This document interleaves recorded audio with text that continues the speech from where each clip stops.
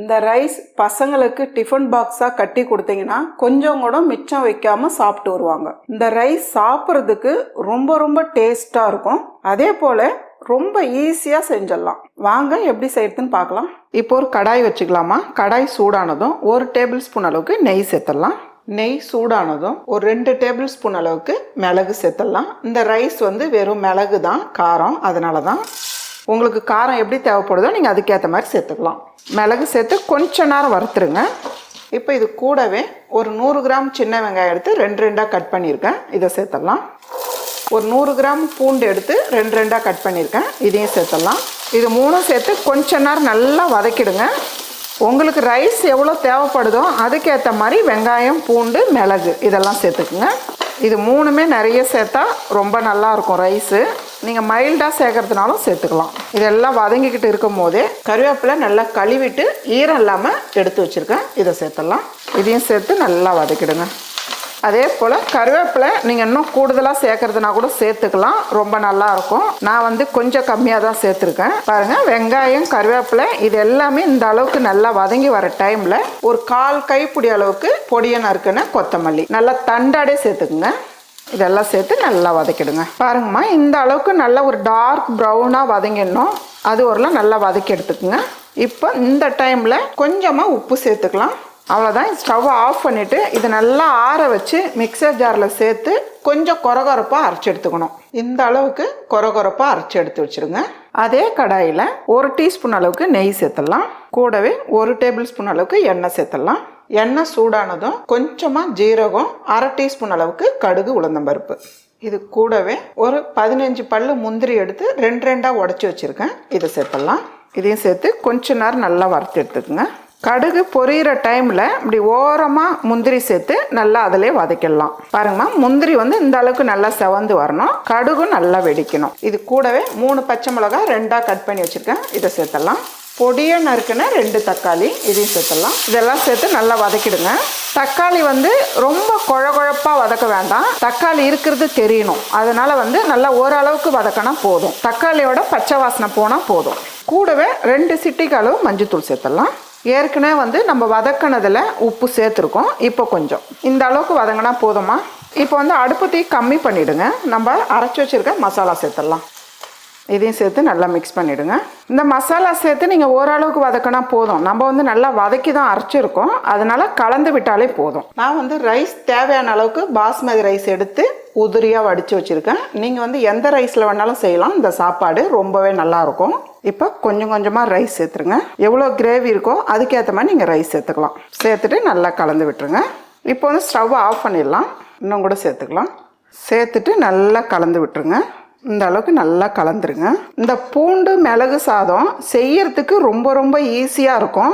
அதே போல் காலையில் பெரியவங்களுக்காக இருந்தாலும் குழந்தைங்களுக்காக இருந்தாலும் லஞ்ச் பாக்ஸாக கட்டி கொடுக்கறதுக்கு ரொம்பவே ஈஸியாக இருக்கும். அவ்வளோதாம்மா, நல்ல ஒரு டேஸ்டான ரொம்ப சிம்பிளான பூண்டு மிளகு சாதம் ரெடி. இப்போ இதுக்கு மேட்சான சிக்கன் 65 மசாலா எப்படி செய்யுதுன்னு பார்க்கலாம். நான் 1/2 கிலோ சிக்கன் வாங்கி சின்ன சின்ன பீஸாக கட் பண்ணி கழுவி எடுத்து வச்சுருக்கேன். இதில் ஒரு முட்டை சேர்த்துடலாம். கூடவே 1 டீஸ்பூன் அளவுக்கு இஞ்சி பூண்டு பேஸ்ட்டு சேர்த்துடலாம். 1 டேபிள் ஸ்பூன் அளவுக்கு காஷ்மீர் மிளகாய் தூள் எடுத்துருக்கேன். இது கலருக்காக தான், காரம் கம்மியாக இருக்கும். நீங்கள் சாதாரண மிளகாய் தூள் எடுத்திங்கன்னா 1 டீஸ்பூன் அளவுக்கு சேர்த்துக்குங்க. கூடவே 1/2 டீஸ்பூன் அளவுக்கு பெப்பர் சேர்த்துடலாம். தேவையான அளவு உப்பு, கூடவே 3 டீஸ்பூன் அளவுக்கு கார்ன்ஃப்ளவர் மாவு, இதெல்லாம் சேர்த்து நல்லா மிக்ஸ் பண்ணிவிடுங்கம்மா. இந்த அளவுக்கு நல்லா மிக்ஸ் பண்ணிவிட்டு ஒரு 10 நிமிஷத்துக்கு அப்படியே விட்டுருங்க. இப்போ ஒரு பேனில் சிக்கன் பொரிக்கிற அளவுக்கு எண்ணெய் சேர்த்துடலாம். எண்ணெய் சேர்த்து எண்ணெய் நல்லா சூடு ஏறட்டும். சிக்கன் மிக்ஸ் பண்ணி வச்சு ஒரு 10 நிமிஷம் ஆயிடுச்சு. ஒரு பீஸாக எடுத்து சேர்த்துடலாம். சேர்த்துட்டு கொஞ்ச நேரம் ஒரு பக்கம் செவந்ததுக்கப்புறம் திருப்பி விடலாம். இப்போ அப்படியே திருப்பி விடுங்க. அடுப்பு தீ மீடியமான அளவில் வச்சுடுங்கம்மா. மேலே ஃபாஸ்ட்டாக வச்சிங்கன்னா மேலே டக்குன்னு செவந்துடும், உள்ளே சிக்கன் வேகாமல் இருக்கும். மீடியமான அளவில் வச்சுட்டிங்கன்னா உள்ளே வரலாம் நல்லா வெந்து வரும். இதே போல் எல்லா பக்கமும் நல்லா திருப்பி விடுங்க. பாருங்கம்மா, இந்த அளவுக்கு செவந்து வர டைமில் நம்ம எடுத்துடலாம். எடுத்து ஒரு பிளேட்டில் வச்சிடலாம். இதே போல் இருக்கிற சிக்கன்லாம் பொரித்து எடுத்துக்கோங்க.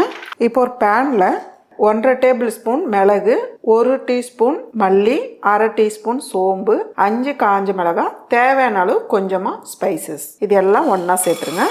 இதெல்லாம் சேர்த்து நல்லா ஒரு பொன்னிறமாக வறுத்து எடுத்துக்கலாம். இது வரப்பட்டு வரும்போதே கொஞ்சமாக கருவேப்பிலை. பாருங்கம்மா, இந்த அளவுக்கு நல்லா வரப்பட்டு வந்ததும் ஸ்டவ் ஆஃப் பண்ணிவிட்டு இதை நல்லா ஆற வச்சு பவுடர் பண்ணி எடுத்துக்கோங்க. இப்போ ஒரு கடாயில் நம்ம சிக்கன் பொரிச்ச எண்ணெயே சேர்த்துக்கலாம். ஒரு 3 டேபிள் ஸ்பூன் அளவுக்கு சேர்த்துடலாம்.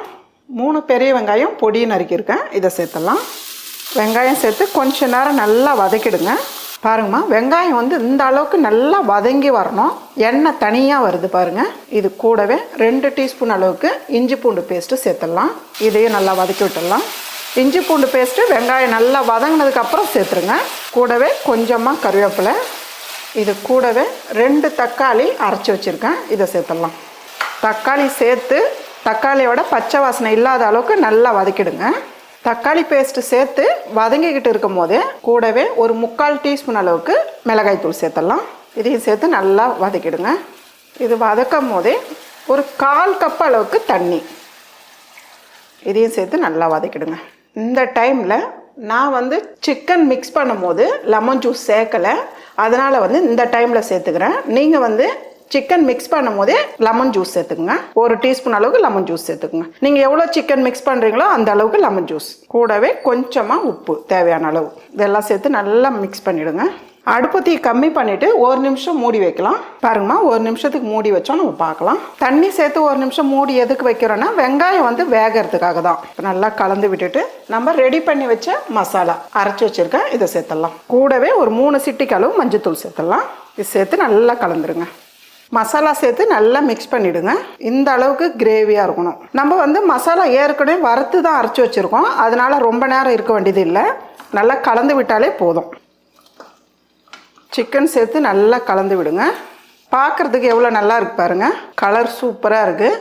சாப்பிட்றதுக்கு நல்ல டேஸ்ட்டாக இருக்கும். சப்பாத்தியோட வச்சு சாப்பிடும் போது அட்டகாசமாக இருக்கும். அதே போல் சைட் டிஷ்ஷாக எல்லாத்துக்குமே மேட்ச் ஆகும். பொடியை நறுக்குன கொத்தமல்லி. உங்கள் வீட்டில் யாருக்கு சிக்கன் ரொம்ப விரும்பி சாப்பிட்றாங்களோ அவங்களுக்கு இதை செஞ்சு கொடுத்து பாருங்கள். ரொம்பவே அட்டகாசமாக இருக்கும். உங்களை அந்த அளவுக்கு பாராட்டுவாங்க சாப்பிட்டு பார்த்துட்டு.